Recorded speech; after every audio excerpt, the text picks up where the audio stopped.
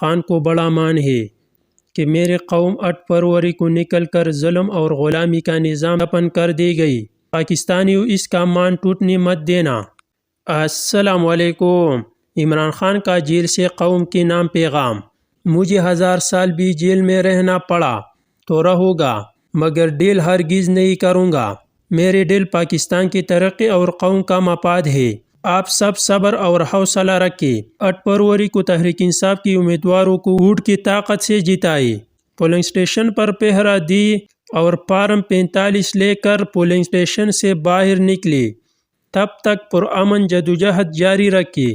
کسی سے نہ ڈرے۔ 8 فروری کو ووٹ ڈالنے کے لیے ضرور نکلے۔ پھر پولیس اسٹیشن پر ووٹ کی حفاظت یقینی بنائیں۔ آپ بڑی تعداد میں باہر آتی ہے تو ہمارے ہارنے کا کوئی راستہ نہیں ہوگا۔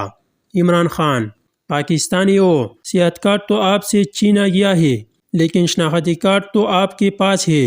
اس کا درست استعمال آپ کو صحت کارڈ واپس دلا سکتا ہے، ووٹ کے ذریعے۔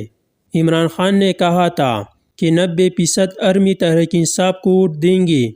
یہ نظریاتی الیکشن ہے۔ یہ پاکستان کی تاریخ کا فیصلہ کن الیکشن ہے۔